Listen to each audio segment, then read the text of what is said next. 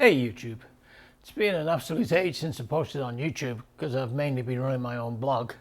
But last night I was talking to some of my senior guys, something we've spoken about many times, and they said they were really glad we'd gone over it because they'd completely forgotten. So I thought, you know what, I might just put it out onto YouTube. It may help other people with their training, and in particular how to access what you learn. We all know that training is not the same as what we'll have to do if we're out there in the wild trying to deal with someone who means us harm. We all know that, we get it. Everything has to be adapted. But what we don't understand, or it slips through, is that if we try to use our training, we're trying to use something that we know is not real. Now this is a conundrum. It really messes with your head. You know, what's going on? All training, we're hoping to develop a skill set that we can use without thinking, that will happen in a reactionary way. And yet when we're in training, we all try to work in a way that is responsive. We're being very deliberate. And we can forget it because we focus on the training. We forget that what we're trying to learn is actually not what we're training. Sometimes it's almost the opposite. I'll go into that in general, but it's all tied up with the fact that there's a big difference between all these different aspects of training versus violence. For instance, fighting and self-defense are two completely different things that require a different approach, different mindset, different emotions, different skill set. And yet if we look at the majority of training classes, even my own, we're using skills that are skills for fighting. We're teaching people how to fight.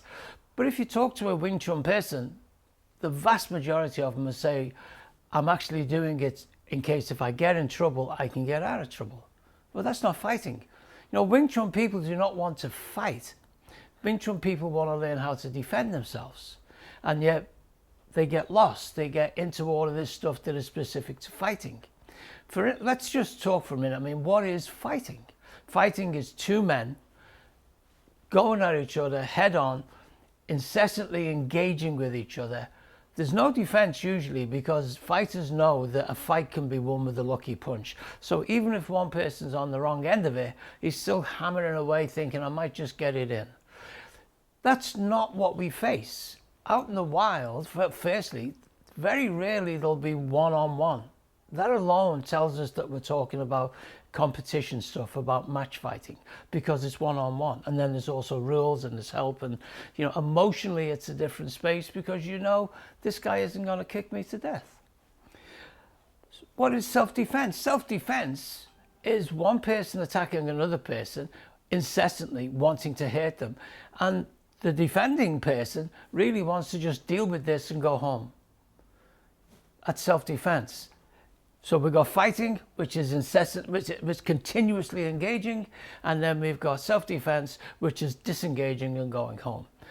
People can get confused, especially beginners in any martial arts, because they have this idea that, you know, only fighting gets you out of trouble.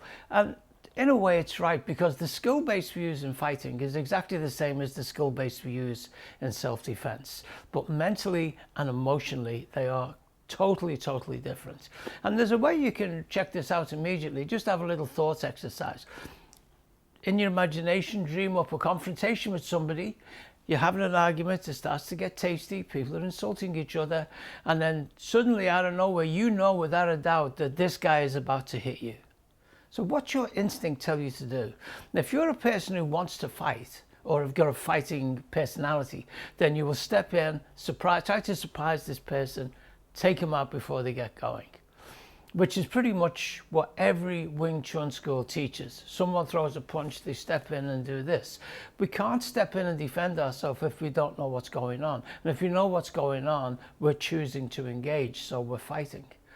And this is where it ties in with our emotionality and our mentality. If we're teaching each other to step in and yet our instincts want us to step back, get a bit more view, get more time to deal with anything, we're creating a disconnect that can't be good. You know, it's going to make things go really sideways. I'll try and get the guys, and we'll try and do a few things that can show this up. But in general, especially From the age of 7 to 26, I was involved in competitive martial arts, boxing, and then judo. The reason I gave up boxing was when we got to 14, suddenly a lot of guys were getting bigger and I wasn't. And when they hit me, it started to really hurt and really mess with my head. I wasn't capable of keeping my thought process in defending myself. I would just keep plowing in because I trained myself. This is what you do. This is what you do. Go forward, go forward. And so I was just walking into punches from bigger boys. I was getting beaten up, and eventually the coach said to me, you've got to learn to really change your style, or I recommend you give up boxing. So I gave up boxing, took up judo. There is a very, very, very big difference between self-defense and fighting, and yet everybody is trying to learn to fight. The training has to be that way. I'm not saying we're training wrong. That's not the case. And I'm not saying that fighting is bad, self-defense is good. It's not the case. But it's important that we find out what is our nature, what is our personality. Do we wish to step in and engage this guy? Do we wish to step back, get a better view, get more time, get more space? Stepping in is fighting, stepping back is self-defense. Which one are we doing? Like I say, I'll try and go in a bit deeper and yeah, whatever. Okay, so tried to get some vision, tried to work with the lads to get a visual representation of why self-defense is totally different than fighting and why both of them are so totally different to training. And of course, couldn't do it. Just couldn't get it done. It just kept looking phony. It kept looking like half the YouTube videos where it's just a feed and it's not a very realistic feed. And the reason for that was because we cannot pretend we're in a dangerous situation. We're either in a dangerous situation or we're not in a dangerous situation. And when we're in a dangerous situation, we will evaluate how dangerous it is kind of automatically as a background task, and we will get emotionally connected to that threat level. And then everything goes sideways. It's interesting because this weekend was Fury versus Usyk. And these are probably, the guys have been preparing for 8 months because of the delay. They're both elite combat athletes, both absolute professionals. They were 100% ready for that to take place. And yet it still took them 2 rounds to find their range, find their rhythm, find what was going on. 6 minutes. In a self-defense situation, we haven't got 6 minutes for things to start happening.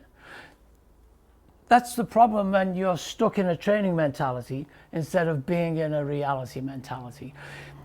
There is no alternative to training. We have to train the way we train, but we don't have to approach it in the same way. We need to find out what's our personality. Am I happy attacking? Or do I want to step back, give myself a little bit of space and see what's going on? We will always be reacting. Even if I'm standing there and I know the guy's going to throw a punch, when he throws it, my nervous system will react before my brain can think. This is a deep subject, and I'll do another couple of videos. It's very important. There's no reason to change your training, but we do want to understand what do we wish to learn from our training, and is it given it? And in general, if anything we do requires a certain shape, a certain stance, certain way to think, we're just not going to have access to it. I know a lot of people who are deeply involved in thought force aspect of Wing Chun, and in training it's fantastic. We do it because it's great fun to play with. You can't move me and I can knock people over with a tap. It's real in training because we can access it, because we're in the mindset that can access it. It's not real out there. I'm not saying don't train thought force, but don't think it's going to work. It just keeps you involved. I'll go into this in depth and hopefully it makes sense. Feel free to leave some comments. Try not to be nasty. You only make yourself look stupid.